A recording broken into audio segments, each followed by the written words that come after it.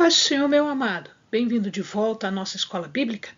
Nós estamos estudando os profetas Elias e Eliseu. Nós já vimos o profeta Elias e agora nós já estamos no segundo vídeo relativo ao profeta Eliseu. Estas informações todas, essas orientações todas, elas estão contidas no livro de Reis, 1ª e 2ª, conforme nós havíamos dito aos amados. Nós primeiro iríamos estudar o livro de 1ª e 2ª Reis e depois, à parte, nós estudaríamos os profetas Elias e Eliseu. Então, estamos no penúltimo livro, no penúltimo vídeo a respeito do profeta Eliseu. Então, pegue a sua Bíblia, pegue o seu caderno de estudos, ore ao Senhor, pede a Ele discernimento, entendimento, conhecimento, sabedoria, pede a Ele proteção, para que nós possamos desvendar dos seus mistérios. Nós já havíamos visto muitas coisas que Eliseu havia feito e agora nós vamos passar para uma questão bastante interessante, que é a multiplicação dos pães. Então, o primeiro a fazer multiplicação de pães aqui na nossa história é Eliseu. O profeta, ele estava numa cidade chamada Baal-Salissa, ou Senhor de Salissa. Essa cidade fica próxima de Gilgal. Então, Gilgal está aqui, só para que o amado se localize. Siló está aqui. Siquém está mais para cima. E essa localidade era muito próxima de Gilgal. E ele estava ali quando um profeta dos seus alunos lhe trouxe alguns pães, alguma forma de alimentação. Isso era muito comum entre eles. Eles se trocavam o que eles tinham a mais, eles partilhavam com outras pessoas. E aqui nós vamos ver que Eliseu, ele não utiliza esta alimentação para si mesmo. Ele poderia ter ficado com o alimento só para si? Poderia, mas ele não faz isso. O que ele fez? Ele ora a Deus para que haja multiplicação. E o Senhor responde ao profeta e ele multiplica para todos os que estão com eles. Então, todos comem à saciedade, não só o profeta. Aqui nós vemos duas lições importantes. Primeira lição, de que nós, quando recebemos uma dádiva, uma oferta, vinda do Senhor, nós devemos fazer a partilha desta oferta. Isto não é só para nós, isso é uma questão de solidariedade, isto é uma questão de irmandade, isto é uma questão de dividir o que há de bom para nós com outras pessoas que estão à nossa volta e que dividem em comunidade a vida. Uma segunda lição é de que Deus pode sim, a qualquer momento e em qualquer circunstância, multiplicar os recursos que são limitados e torná-los de forma ilimitada. Então, não tenha receio de dividir as coisas que o Senhor te dá com irmãos, com pessoas que estão no mesmo ministério que você. Isto não é perder as coisas, isto é, ao contrário, ganhar e multiplicar. Então, a tua bênção estará abençoando as outras pessoas. Logo em seguida, nós temos uma história que é muitíssimo conhecida, que é a cura de Naamã. Naamã era um capitão, era um comandante bastante importante do exército sírio. Entretanto, ele sofria de uma doença que era a lepra. Naquela época, lepra era uma doença muito marginalizante. Significa dizer que as pessoas que tinham lepra normalmente eram marginalizadas e elas não podiam ficar junto com a comunidade. E esse Naamã, apesar de todo o seu valor, apesar da sua valentia, apesar da sua alta posição, ele era um leproso. E durante as suas incursões, eles acabaram fazendo prisioneiros alguns israelitas. E uma mocinha, uma jovem escrava, estava na casa de Naamã.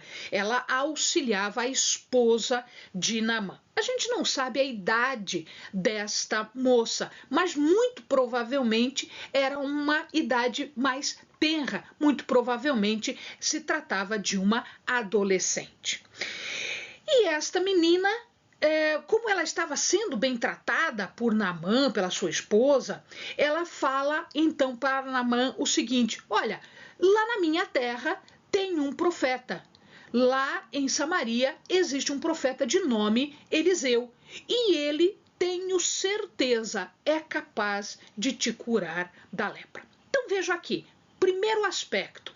Esta menina, ela estava cativa, ela estava escrava, mas ela não deixa de dividir a sua fé, a sua convicção numa pessoa de Deus que era Eliseu, e quer repartir com o seu captor, com aquele que lhe fez escrava, uma bênção. E ela tenha uma convicção, uma fé muito grande, primeiro em Deus e segundo no seu profeta. Naamã então entende isso e ele percebe que era uma chance dele ser curado. Ele pede para o rei da Síria uma carta de apresentação para que ele vá até Israel sem que imagine-se que isto seja um ato de guerra. E ele vai, portanto, munido desta carta para que o rei de Israel lhe conceda a entrada em Israel sem e tome isso como uma afronta. Mas o rei de Israel não é esta pessoa. Ele acha que Naamã está provocando. Ele está provocando. Ele chega lá com uma carta com presentes, porque isso era muito comum naquela época, levar presentes para um profeta, para uma pessoa de alta posição.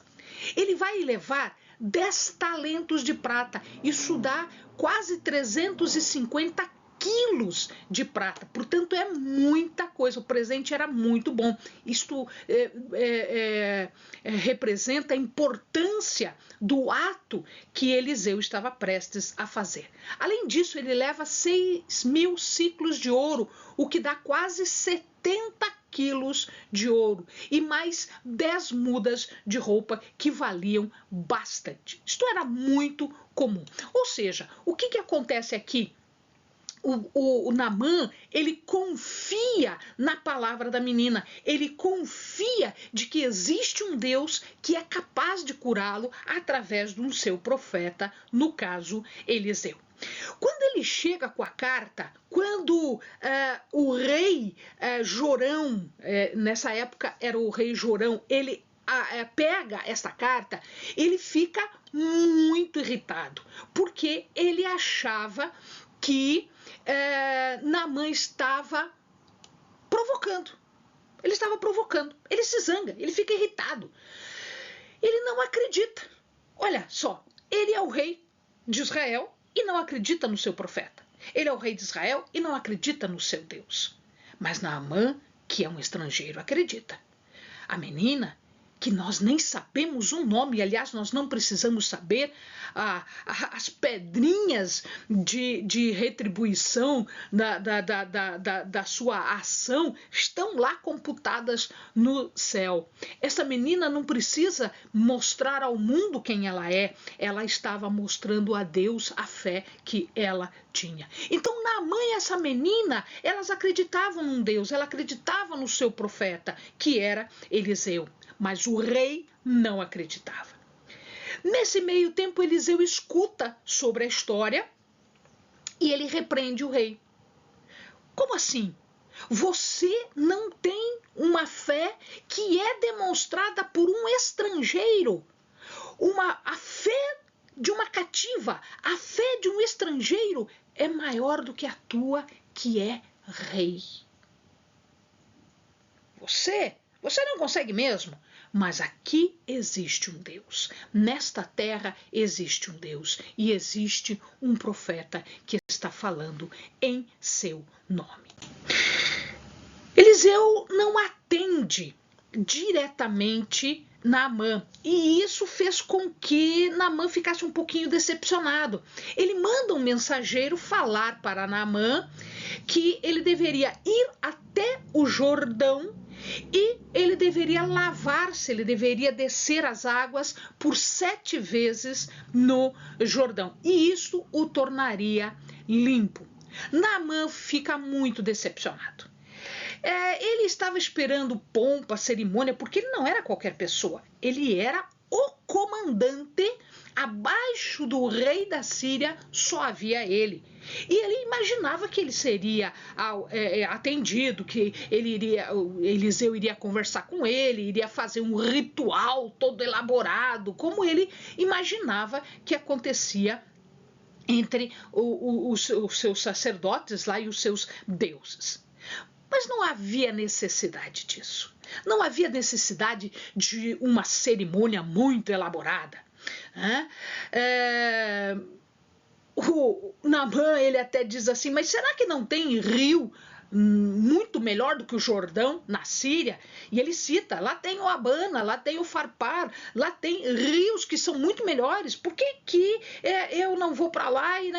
Por que você não faz aí uma cerimônia, um ritual? Os servos de Naamã, que eram um pouquinho mais contidos, eles repreendem o seu chefe. Eles dizem, se ele te pedisse uma coisa muito difícil, você não ia fazer? E agora, ele está te pedindo uma coisa muito simples, que é só se mergulhar no rio 7 vezes. Então se mergulha no rio 7 vezes. Então não custa você fazer, o máximo que vai acontecer é você sair molhado de lá, se não houver um milagre. E ele então, ok, vamos lá. Ele foi até o Jordão, mergulhou no rio 7 vezes e ele saiu com a pele limpinha, como se fosse uma pele de neném, uma pele de criança. E aí ele volta até Eliseu para agradecer Eliseu, para dar os presentes. E aí Eliseu não aceita. De novo, ele não aceita, ele não quer. Ele não está fazendo isso por dinheiro. Amados, ele não está fazendo isso por dinheiro, por fama. Ele está fazendo isso para glorificar o nome do seu Deus, do nosso Deus. Naamã, agora, já que ele não aceita isso, ele pede, posso levar um punhado de terra, uma porção de terra? Eles acreditavam que os deuses, eles tinham uma ligação especial com a terra. Então essa terra iria funcionar como um amuleto para Naamã. Então qualquer coisa ele estava com um punhado de terra ali. E ele também pede mais uma coisa. Vejam, segundo as suas atribuições, não é só a guerra, mas o rei o tinha como seu braço direito. Então, no momento em que ele fosse adorar o deus deles, Rimon, ele se ajoelhava e ele estava à direita do seu rei. Então, ele pediu para que o profeta, em nome de Deus, lhe perdoasse por estar fazendo isso, porque não era por maldade, era as atribuições do seu ofício, da sua função. Eliseu disse, não se preocupe com isso, despede então Naamã em paz. Depois de um certo tempo, já andando uma certa distância, Geazi, aquele que era o moço que assistia Eliseu, corre, alcança Naamã e mente. Inventa uma desculpa de que chegaram algumas pessoas, que então Eliseu ficou um pouco vexado porque não tinha o que oferecer, etc. E na sua ganância, ele pede para que Naamã lhe dê roupa e dinheiro. Naamã, um pouco desconfiado, mesmo assim, veja só a bondade do coração, né? Ele tinha recebido um milagre muito grande. Então não lhe custava dar, apesar de ele já estava levando para casa de volta, né? Porque Eliseu não quis, ele lhe dá 2 vestes, 2 roupas que eram caríssimas e 2 talentos de prata. Ou seja, ele leva o resto para casa. Mas ele, na bondade do seu coração, ele, mesmo desconfiado, ele entrega para Geazi isso. Geazi estava demonstrando ganância e Geazi estava debochando do poder de Deus. Ele corre para casa, esconde isso tudo e vai até Eliseu. E Eliseu, já sabendo disso, ele o confronta. Ele o confronta e realmente era isso que tinha acontecido. Então o profeta agora o amaldiçoa, no sentido de que, por causa da sua ganância, por causa do seu deboche em relação a Deus, ao poder de Deus, Geazi agora iria ficar com a lepra que era de Naamã. E isso efetivamente acontece. Aqui, nessa passagem, aparece um milagre que, à primeira vista, pode ser um milagre sem significância. Por que nós iríamos falar desse milagre se ele era um milagre pequeno, vamos dizer assim? Mas, na verdade, ele tem um sentido, nós já vamos entender. O que acontece aqui é que os discípulos, eles estavam crescendo em número. Ora, nós estamos numa sequência de 2 grandes profetas, Elias e Eliseu, 2 grandes profetas. Isso fazia com que muitas pessoas quisessem, então, se juntar ao grupo desses profetas. E eles se tornavam, portanto, discípulos desses profetas, nas escolas ou na escola desses profetas. E como o número estava muito grande, eles decidem, então, aumentar o lugar onde eles habitavam ou fazer um outro lugar para que pudessem acomodar todas as pessoas que estavam desejando se unir ao grupo. Então, eles foram até o Jordão, convidaram Eliseu para ir junto, foram até o Jordão cortar árvores para a construção, para o aumento deste local onde eles iriam viver. E eles assim fazem. Eles vão até lá, estão cortando a árvore, de repente, quando um dos discípulos está cortando uma viga, o machado, a parte metálica do machado, se solta do cabo de madeira e cai na água. E ele fica absolutamente desesperado. Por que ele fica desesperado? Em primeiro lugar, porque o machado não era dele. Ele tinha a obrigação de cuidar das coisas que emprestava. Nós temos a obrigação de cuidar das coisas que nós emprestamos. Não são nossas. Portanto, nós devemos ter maior zelo e maior cuidado. Segundo motivo, ele já havia emprestado porque ele era pobre, ele não podia comprar um machado, ele não tinha um machado. Mas como assim o machado é muito caro? O machado é caro porque naquela época o ferro era muito caro, o metal era muito caro. Então ele emprestou de quem tinha condições de comprar um machado para fazer as suas obras, para cortar o ferro. E aí, se ele emprestou, é porque ele já não tinha dinheiro. Como é que agora ele vai devolver? Não tem o machado para devolver e não tem dinheiro para comprar e devolver um outro, né? Comprar e devolver o machado.